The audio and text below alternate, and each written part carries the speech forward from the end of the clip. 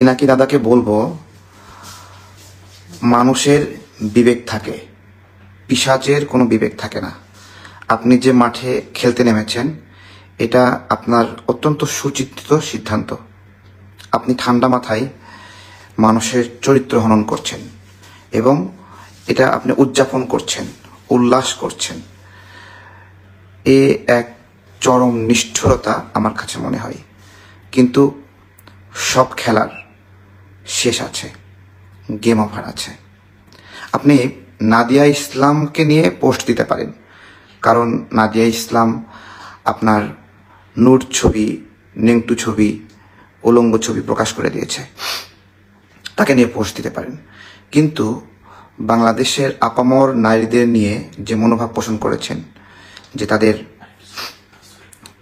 কি বিচ্ছিরি বিচ্ছিরি কথা, তাদের প্রতি যে কামনা পোষণ করেছেন, নোংরা ইচ্ছা পোষণ করেছেন, এটা একটা পিশাচের কাজ।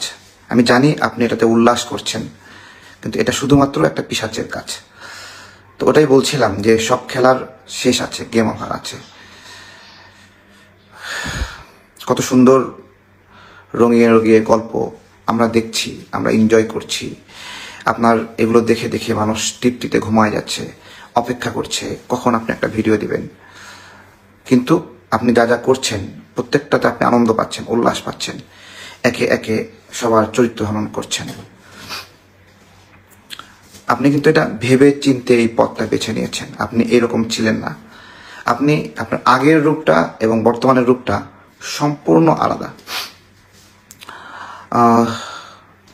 একজন ব্যক্তি, আপনি যাকে ওস্তাদ মানেন, সে বলেছিল যে আপনারা যে পথে চলেন সেই পথে চললে বাংলাদেশে রাজনীতি করতে পারবেন না।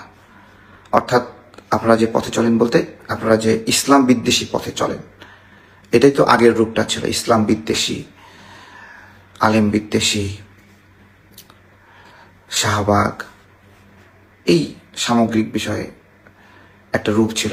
ওইটাই বলছিল আপনার গুরু যে এইরকম করে চললে বাংলাদেশের রাজনীতিতে ভালো করতে পারবেন না। ঠিক সেই সময় থেকেই আপনি সিদ্ধান্ত নিয়েছেন যে আপনি তখন থেকে ইসলামপন্থীদের হয়ে কাজ করবেন। কিন্তু ঠিক আছে, আপনার মাঝে যে পশুটা আছে, ওই পশুটা যে ভয়ঙ্কর রূপ দেখাচ্ছে, এইটা আসলে একটা, যাই হোক, এভাবে মানুষকে আর রয়ের এজেন্ট বানাবেন না। ঠিক আছে, আপনার যদি ভুল ধরা হয়, একে একে অনেকগুলো ভুল ধরা যাবে।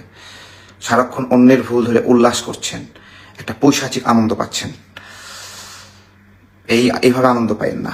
ঠিক আছে, যেমন বললেন যে সালাউদ্দিন সাহেবকে সুন্দর সুন্দর নারী সাপ্লাই করা হতো। এক্স্যাক্টলি কই পেয়েছেন এই তথ্য? উত্তর দিতে পারেন নাই। জাস্ট একটা গল্প সুন্দর করে ব্যাখ্যা করে ঠেলে দিয়েছেন, যেটা কোনো প্রমাণ নাই, প্রুফ নাই, বলে দিয়েছেন। আমি তাবলিগ জামাতের একটা কথা বলবো আজকে। আমি জানি তাদের সাথে আমার অনেক কথাবার্তা হয়েছে, সেই কথাগুলোর স্ক্রিন রেকর্ড এগুলো অনেক কিছু আসতে পারে সামনে। ঠিক আছে, তো শুধু বলবো যে এইভাবে না। ঠিক আছে, এইভাবে আমাদের ইসলামে একটা কথা আছে, আল্লাহ তাআলা বলেছেন, তোমরা অন্যের আইবেক লুকায় রাখো, আমি কিয়ামতের দিনে তোমার আইবেক লুকায় রাখবো, যেদিন তুমি সাহায্যের মহতাজ হবা। এরকম একটা আইন আছে, নির্দেশনা আছে।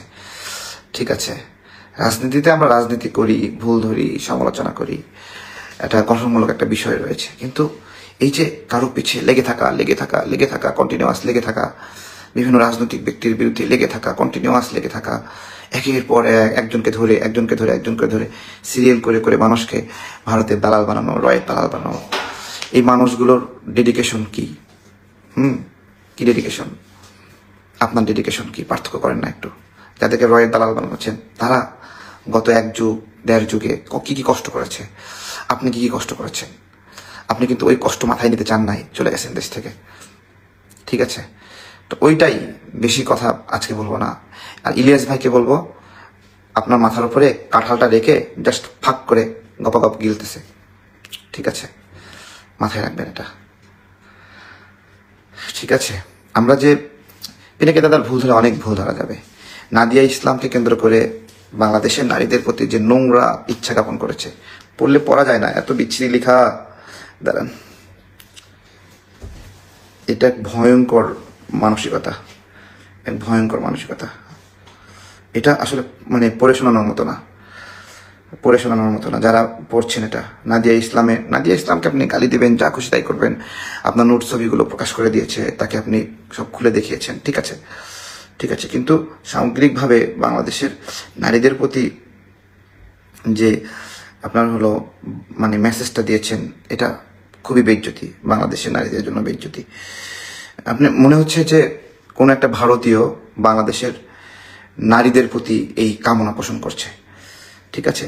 যেমন লিখছে যে নাদিয়া ইসলামের থ্যাঙ্কস, উনি আমার ইয়ং মায়াদের কাছে হট বানায় দিয়েছেন, 3 ইঞ্চির ভিতর তারা পাইয়া যেতেছে বেসুমার আরামের খবর, যেসব মায়ার ড্যাশ ড্যাশ ড্যাশ ছি ছি ছি ছি। মানে এটা মানে বাংলাদেশি কোনো পুরুষ বাংলাদেশের নারীদের প্রতি এই ধরনের কুরুচি জ্ঞাপন করা অসম্ভব। তো যাই হোক, পিনাকি দাদার অধ্যায় শেষ, আমার মতে শেষ। যারা ওনাকে ইমাম মেনে চলেছেন, এমনও বলেছে যে ওনাকে সম্ভবত আল্লাহ রাসূলের চাচার সঙ্গে তুলনা করেছে অনেকে, তাই না? যে আবু তালিব নাকি এই যুগের আবু তালিব, এরকম করে বলেছে, ঠিক আছে।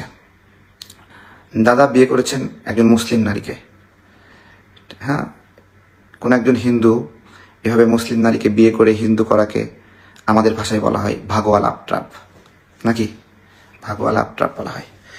আবার নাদিয়া, আবার বাংলাদেশের এরকম অনেক মুসলিম নারীর প্রতি আপনার কামনা পোষণ করা, সবকিছু মিলিয়ে বাংলাদেশের কোনো মানুষ, বাংলাদেশের কোনো পুরুষ বাংলাদেশের নারীদের প্রতি এইরকম আকাঙ্ক্ষা পোষণ করা, এটা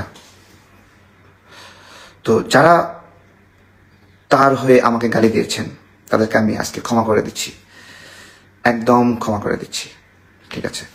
আসবেন না, আমরা বাংলাদেশের এখানে জন্ম নিয়েছি, এখান থেকে চলে যাই নাই, এখানে আছি, ঠিক আছে। ওষুধ বিষয়ে যেই ঘটনাটা আমরা জানি, 293 জন শিশু মারা গিয়েছিল ভুল ওষুধে বা বিষাক্ত ওষুধে, পিনাকি দাদার ওষুধ, ঠিক আছে। উনি বাংলাদেশে আসলে যদি সত্যিকারের সাহসী কোনো সরকার থাকে, সঙ্গে সঙ্গে কর দিয়ে দেওয়া উচিত বলে আমি মনে করি, উচিত আমি মনে করি, ঠিক আছে। যেমন আমরা অ্যাক্টিভিজম করি, আমাদের মনের মধ্যে একটা সৎ সাহস আছে যে দেশের জন্য কাজ করছি, এই ধরা খাইলে ধরা খাইব, দূরে মারলে মারবে। পিনাকি দাদা চলে গেলেন কেন, তাই না? কি ভয়ঙ্কর ষড়যন্ত্র ছিল ভিতরে, যে কারণে এত ভয় পেয়ে চলে গেলেন। আপনার একটা ভিডিওতে ছিল যে শিবির আপনাকে পার করে দিয়েছে, বাস্তবে শিবির না, ছোট্টা নাকি ছোটন ভাই, তারপরে মঞ্জু ভাই এবি পার্টির, উনি তো তখন শিবির করতেন না, এবি পার্টি করতেন। আর একজন হলো জহির মুস্তাইন, ঠিক আছে। এই তো শিবির তো না, জাস্ট শিবিরের একটা সাপোর্ট পাওয়ার জন্য শিবিরের নামে প্রশংসা করলেন, শিবির এসে বলা শুরু করলো পিনাকি দাদা জিন্দাবাদ। এই যে একটা কমিউনিটি মানুষের ভুয়া প্রশংসা করে তাদের সাপোর্ট নেওয়া, ঠিক আছে, অথচ তাদের নেতাদের হত্যা করার জন্যই উনি জনমত তৈরি করেছিলেন। একে একে কতগুলো মানুষকে ফাঁসি দেওয়া হয়েছে, জাস্ট আবার ভুল পাল্টায়। একদিন দেখবেন জামাত শিবির এই করতে করতে এমন একটা গর্তে গিয়ে ফালাবে, তখন করে মুখ খা করে থাকবেন আপনারা, ঠিক আছে। তো যাই হোক, ভালো থাকবেন। যুক্তি তর্ক অনেক দেওয়া যায়, অনেক যুক্তি দেওয়া যায়, কিন্তু দাদাকে বলবো এইভাবে মানুষকে নিন্দা করে উল্লাস করবেন না, হ্যাঁ, মানুষকে পচায় উল্লাস করবেন না। ভিতরে যে মানুষকে ভুল ধরার ক্ষেত্রেও তার প্রতি মানবিক আচরণ করবেন, এটা হলো আমার পরামর্শ। হ্যাঁ, আপনি মানুষকে ভুল ধরতেছেন তাকে ধ্বংস করার উদ্দেশ্যে, আপনি বারবার বলেন জয় বাংলা করে দিবেন, মানে ধ্বংস করে দিবেন, এরকম কেন সবাইকে ধ্বংস করতে হবে? ভুল করতে পারে মানুষ, ধ্বংস জয় বাংলা করে দিতে হবে না, তার অস্তিত্ব গায়েব করে দিতে, খাইয়ে ফেলতে হবে, খাইয়ে দিতে হবে। এত এইভাবে উল্লাস না, এইভাবে পৈশাচিক উল্লাস না, ঠিক আছে। আপনার ছবি যে সকল আলেম শেয়ার দিছে, ইতিপূর্বে আপনার ভিডিও শেয়ার দিছে, এখন যেই নোংরা ছবিগুলো প্রকাশ পেয়েছে, তাদের মুখ থাকলো কোথায়? এখন কি তারা খুঁজে আপনার ওই ভিডিওগুলো ডিলিট করবে বলেন? তো ওইটাই। যাই হোক, আপনার মানে বুঝওয়ালা মানুষ যারা আছে তারা এটা বুঝতে পারবে, এই খেলা শেষ। এরপরেও যারা এখানে, তাদের মাথায় বুদ্ধি নাই, গোবর, শুধু গোবর। তো সেই সকল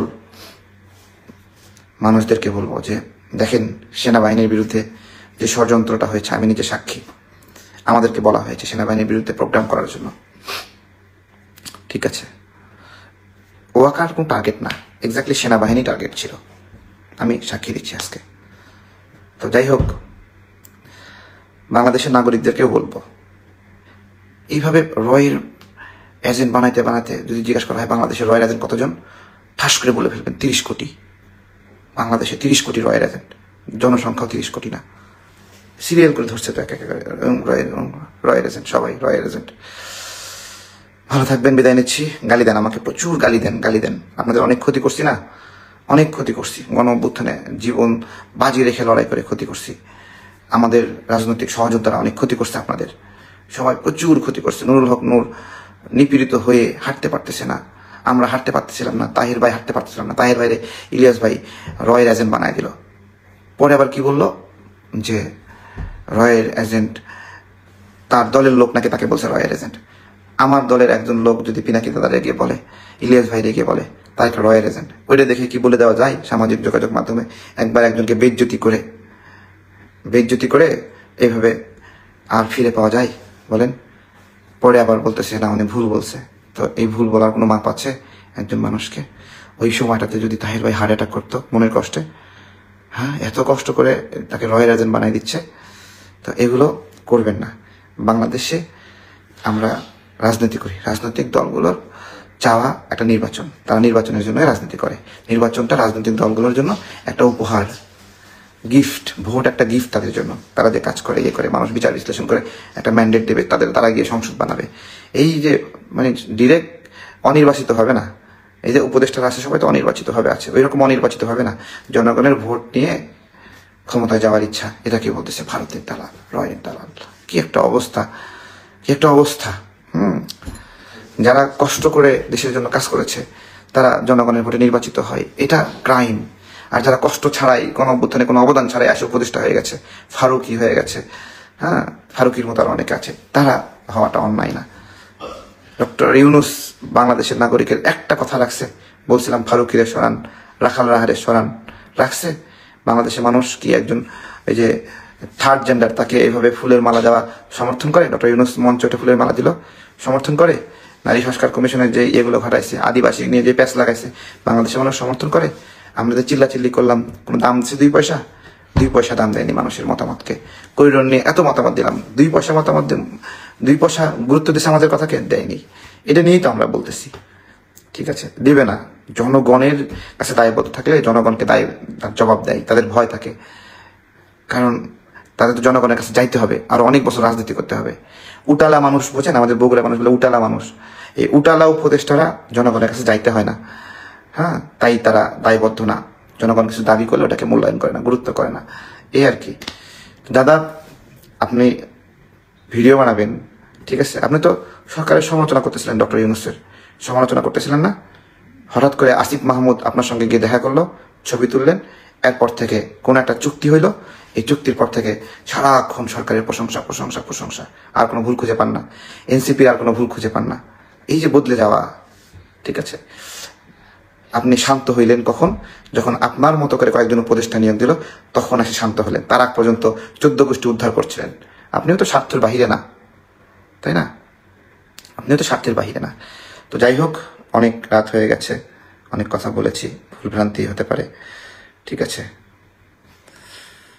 এভাবে যে পর্যন্ত গেছেন এটা ভয়ঙ্কর লেভেল, হ্যাঁ, ভয়ঙ্কর লেভেল। একটা গ্রুপকে টার্গেট করে তাদের প্রশংসা করে করে করে তাদের ব্রেন ওয়াশ করে ফেলা হয়েছে।